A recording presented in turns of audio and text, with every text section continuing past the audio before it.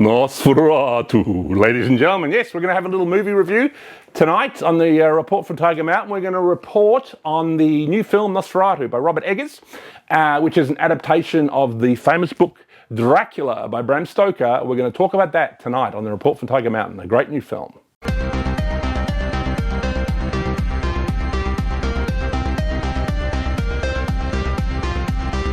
All right, ladies and gentlemen, we're going to talk about Nosferatu, which is a new adaptation of Dracula.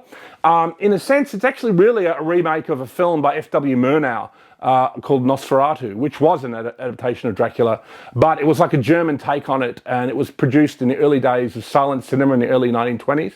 It's considered one of the great masterpieces of silent cinema, and it's really worth seeing. It still exists, and you can get it on Blu-ray or on DVD or whatever online, so make sure you check that film out. And also Klaus Kinski remade the film in the late 70s with Klaus Kinski as the vampire character, Count Orlok. And, look, it's a fascinating new version. I'm a big vampire, film fan. I've made a vampire film myself. It's here behind me, called Bloodlust. So I'm a fan of the genre. And, I thought this new film is excellent. I've seen many adaptations of the Dracula story. This is the book that it's based on. I've never actually read it. So after seeing this new film, I thought, well, it's time. So I'm about, 50, 60 pages into that at the moment, and just seeing how faithful it is. It's a very famous story. You will have seen it in Francis Ford Coppola's Dracula story. You will have seen it in the Klaus Kinski. It's a very similar story. It's about a young lawyer who goes to Eastern Europe, where he visits a very scary old count who is a vampire. In the book, he's called Dracula. In the movie version, he's called Count Orlok. And then he is making plans to come. In the book, he's coming to England, and in the German version, he's coming to Germany. In a sense, the film and the book is some kind of warning about immigration from Eastern Europe. Who exactly does Count Orlok represent? Some people who say he represents Eastern Europeans, like Hungarians and gypsies and people like this.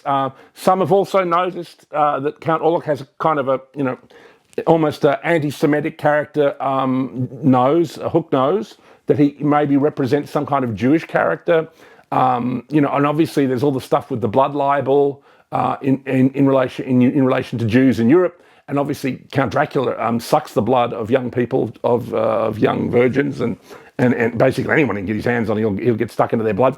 So, there's some element of that people have noticed. And if you look at the new Count Orlok, even in the new film, he has quite a distinct Jewish nose. So he probably looks more like a Cossack or a Khazar, if you know what a Khazar is. But again, Khazars are quite linked to the Ashkenazi Jewish community. So, I don't know what it's saying, but it's certainly about someone from Eastern Europe moving to the West. And he has a voyage on a ship called the Demeter, and then he arrives and he brings with him the plague. A plague that will destroy the host country. Now, that could also represent mass immigration, the plague of mass immigration, which obviously will destroy the host country. So I think for right-wing people, this is a very important film and has a lot of interesting myths. And this new film by Robert Eggers is beautifully done. It's incredibly well shot.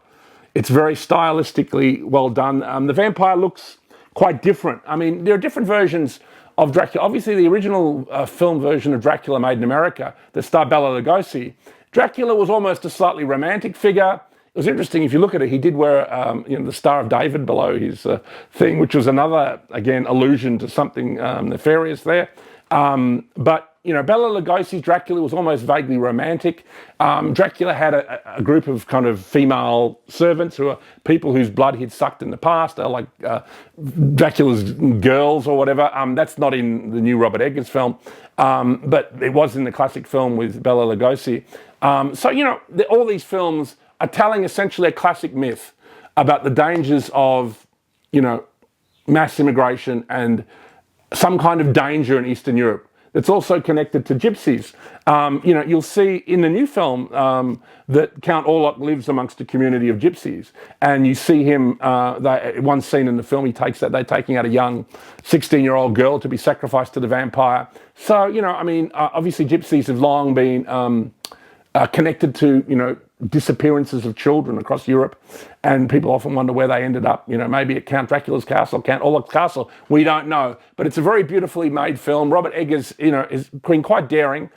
It's not politically correct. It's quite, everybody in the film is white. You know, it's quite brutal. And in this new film, he's made a conscious decision to make the vampire character a lot more terrifying. Like, he's not particularly romantic at all, and you know, one of the Skarsgård brothers plays the vampire character, and he's very, very scary. And he, as I said, he looks like some kind of demented Cossack with this, you know, big moustache. He looks even a bit like Jacob Frank, if you know who that is, who was a famous, you know, Jewish, you know, Sabbatean Frankist, you know, who Candace Owens has spoken about. So if you look up Jacob Frank, he even looks like that. So look, it's all fascinating exactly what's going on here with this new film, but I do know that it's extremely well made. It's very entertaining. It's about 2 hours long, and, you know, you could do a lot worse than, you know, getting out of the heat this summer and going and checking out Nosferatu by Robert Eggers. It's a great film and something to think about.